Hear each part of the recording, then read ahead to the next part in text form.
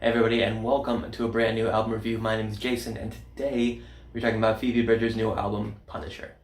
Now, I realize there may be some questions regarding my choice of film set, so let's just say that if you know, you know. So Punisher was actually my introduction to Phoebe Bridgers and her music. What had ended up happening was that I was on a Spotify playlist called All New Indie, and Garden Song popped up. And I don't really know what it was about Garden Song. I don't know if it was just like the singer-songwriter lyrics or the tone of the guitar or just the overall mood, I guess, which I probably describe as hypnotic. But I fell for that song pretty hard right away. And I fell so hard for that song. In fact, I didn't want to listen to another Phoebe Bridgers song for like a long time. You know what I mean? Like if you've ever eaten something and you're like, wow, this first bite was amazing, you're almost scared that the second bite isn't gonna taste as good. Yeah, I mean, I was just listening to that one Phoebe Bridgers song for a long time, and I was so scared that if I listened to another one of her songs, I was gonna be like... They ask you how you are, you just have to say that you're fine. When you're... But obviously I went in and I dove in. I went to another song, still didn't want to dip my toes into the album, but I listened to Kyoto, which is another song off the Punisher album. Just by sheer coincidence. I just went on, typed in Phoebe Bridgers, and it was like one of the top 5. But anyways, Kyoto was so different from the tone of Garden Song. I mean, one of the reasons that I guess anyone likes, quote unquote indie music is because it's different from anything else that they're hearing, all the other stuff that's being pumped out. And it was to have Garden Song and Kyoto, to me, like as a listener back to back, I was like, okay, I gotta do it. I gotta get the rest of the album. So I dove into Punisher, and one day I just listened to it from start to finish. And just, I guess, for added context, whenever I listen to an album, I do like start to finish exactly the way as intended, no shuffle. So the album starts off with DVD menu, which is, I guess, kind of like a prelude. It actually sounds like a DVD menu, like when you pop in a Blu-ray or something and you have to like play, set up, whatever it is. It actually sounds like it could be the background music to that, which is just a really cool way, I guess, to start off an album. I've never heard anything like that before. Usually I'm a little weary when someone puts like an instrumental before they get to the actual album because it always seems indulgent, I guess, because it's never set up a tone of an album for me. Like I've never heard I'm gonna keep calling it a prelude. I've never heard a prelude and thought, wow, this set up the album really well. No, for the most part, those preludes have just kind of been like, here's some weird, unorthodox, like almost avant-garde type of sound, and I'm gonna put it in here because I'm an artist. So to me, the DVD menu prelude instrumental wasn't actually a downside. I actually really enjoyed the way it sounded. It didn't set up the album, like I feel like a prelude should, but it still sounded nice, which I guess is all you really want from a song or an album. But anyways, after that, so I finished, the rest of the actual songs on the album.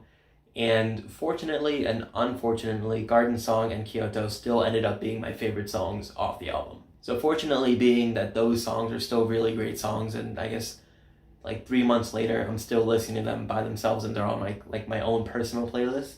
But unfortunately in the sense that, like, have you ever seen a trailer for a movie before and like let's say it's a comedy, but all the best jokes are in that trailer, so then when you see the movie, it's kind of like, oh, I already knew where it was headed. You know what I mean? That was kind of the feeling I walked away with. Not that the album is bad by any means. I still really love the album. It's just that I had my favorites already picked out, which is, I guess, a little bit my fault, right? Like I listened to those two. I think at least Kyoto might have been a single, but anyways, I listened to those two by themselves before diving into the album, and that's on me. The other kind of like issue I had with this album, I guess, was that in the middle of the album, if you're listening it from top to bottom, it really drags and kind of slows down for me. I think the songs starting from like Chinese Satellite down to Savior Complex, those, I think it's 3 songs. Those 3 songs played back to back. They have such a similar tone, I guess, that it almost got repetitive to listen to when they're placed back to back to back and in the middle of the album. So if you're listening to it again from top to bottom, to me that's when the album really starts to drag a little bit. It all, like the instrumentals were kind of all arranged the same. There was like I want to say it was a cello kind of in the background, pizzicato plucking away. And everything just kind of, all 3 of those songs blended together for me. But fortunately for me, the last third of the album I think really picks up and is a great way to finish off the album. One of the songs on the last third of the album is called Graceland 2, and it really actually threw me for a loop because there's nothing that matches it in the rest of the album in terms of the instruments behind it, the musicality of it.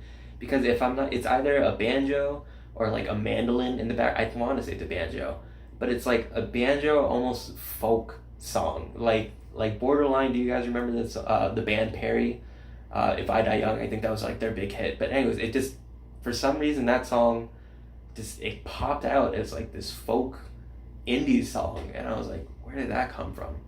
And this isn't like a complaint, by the way. Like, I know a lot of people are like, whoa, where did that song sticks out on the album in like a bad way.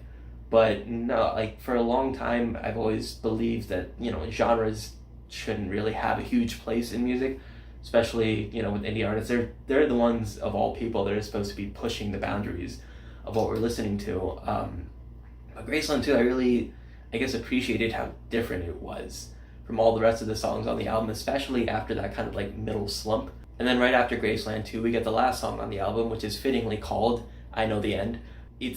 I think it's the absolute, not just that song, but that type of song is the absolute best way to end an album. Like, a lot of people these days are talking about, like, do we even need albums anymore?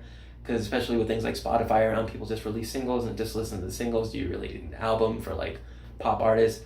That's another discussion for another time. But when you do have an album, what I always appreciate is that when there's just unity either between the songs, right? So it has a nice flow, or especially I'm a sucker for a song that ends an album on an up note and a build up. And what I mean by that is that this song, I Know the End, is it starts off kind of soft, and then it builds and it climaxes, and it's just this like unrefined just collision of sounds and music, and it's not in a bad way. It's like controlled unrefinement. Yeah, like I'm a sucker for any sort of song, especially at the end of an album, that has that sort of climax and that sort of build up. But I guess that's enough of the track by track stuff, and we'll talk about the album as a whole. So like I was saying earlier, I think my biggest problem with the album is probably the lack of flow that I felt there was, especially the middle is just, to me, kind of kills it. I've listened to those songs individually without doing the top to bottom on the album, and they're good songs, right? Like, don't get me wrong, I do enjoy the songs. It's just that as an album, I feel like that midsection really kind of holds it back from being a great album. Obviously, I don't have a suggestion of how to arrange it otherwise. It's just, I guess, from the feel end. Like, when it comes to music, I'm big on like the feel end. I don't know a lot of like the technical recording stuff. So I'm just on the feels end of the spectrum, I guess. But other than that, I think this is a great album, and I think that Phoebe Bridgers, obviously not to assume too much, but it sounds like she made the album that she really wanted to make. Not like a record executive was holding her back or anything, but like she was aiming for a sound that she heard in her head, and she was able to produce it and record it, for us. So I'm not huge into the ratings. I know a lot of people like to attach like 5 out of 5, 8 out of 10, whatever to reviews. Not huge into that, but I will say that if I had to buy this album in order to continue listening to it instead of just going on Spotify, I would. Alright, so that's going to do it for this album review. Thank you guys so much for watching this video, and if you liked it, please give it a big thumbs up and subscribe. And until next time, stay safe, be kind, thank you.